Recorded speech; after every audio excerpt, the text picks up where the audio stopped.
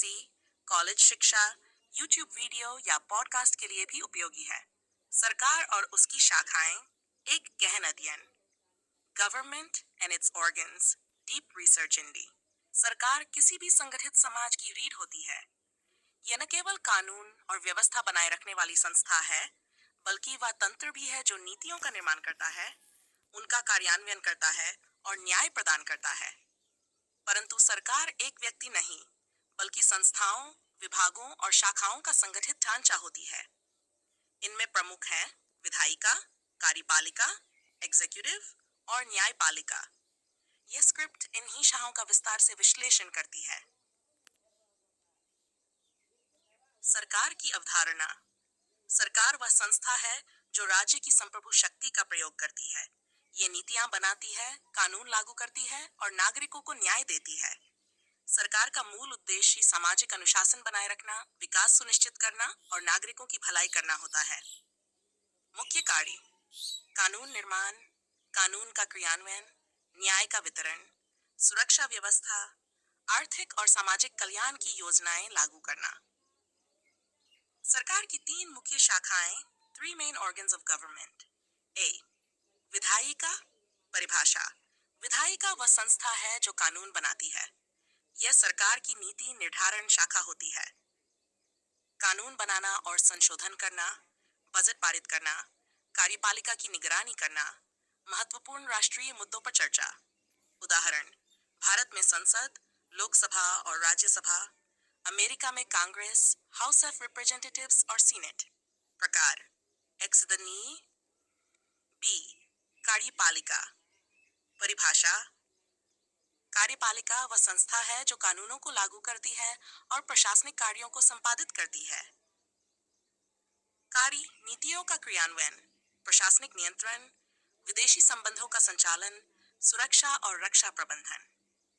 भारत में कार्यपालिका के अंग: राष्ट्रपति, नाममामुक, प्रधानमंत्री और मंत्रिपरिषद। ब्यूरोक्रेसी, नौकरशाही। वास्तविक कार्यपालिका, औपचारिक कार्यपालिका, नॉमिनल एग्जीक्यूटिव। सी, न्यायपालिका। परिभाषा: न्यायपालिका वह संस्था है जो कानून की व्याख्या करती है, कानून का पालन कराती है और नागरिकों को न्याय दिलाती है। कार्य: कानून की व्याख्या, विवादों का निपटारा, मूल अधिकारों की रक्षा, संविधान की संरक्षक। भारत में न्यायपालिका की संरचना: उच्चतम न्यायालय, उच्च न्यायालय, हाई कोर्ट्स, अधीनस्थ न्यायालय, सबऑर्डिनेट कोर्ट्स।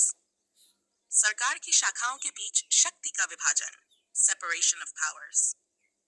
मोंटेस्क्यू का सिद्धांत: फ्रांसीसी विचारक मोंटेस्क्यू ने शक्ति के पृथक्करण, सेपरेशन ऑफ पावर्स का सिद्धांत दिया।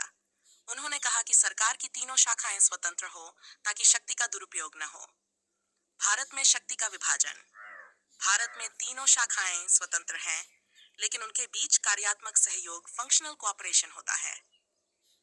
चैर, लोकतंत्र में सरकार की शाखाओं की भूमिका। लोकतांत्रिक विधायिका, जनता द्वारा चुनी गई, जवाबदेही सुनिश्चित करती है, जनहित के कानून बनाती है। न्यायपालिका का महत्व: नागरिकों के अधिकारों की रक्षा, सरकार पर नियंत्रण, कानून के शासन का पालन। कार्यपालिका की शक्ति: योजनाओं और नीतियों का क्रियान्वयन, प्रशासनिक स्थिरता, विकास परियोजनाओं का संचालन। आधुनिक संदर्भ में सरकार की शाखाओं की चुनौतियां।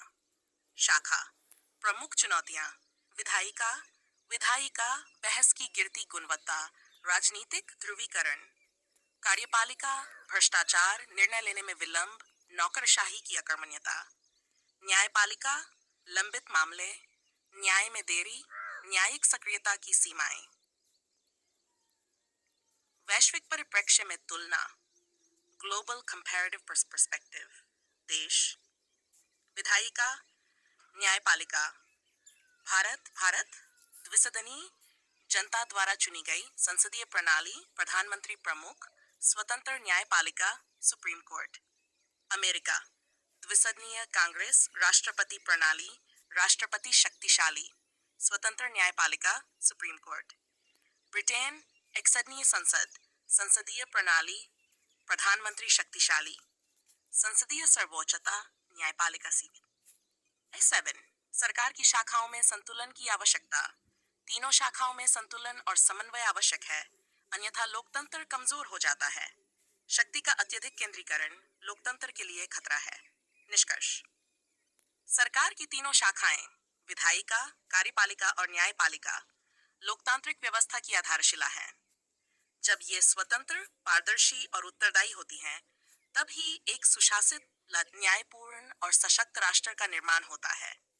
21वीं सदी में इन संस्थाओं की पारदर्शिता, दक्षता और जवाबदेही सुनिश्चित करना हर नागरिक, नीति निर्माता और प्रशासक की जिम्मेदारी है।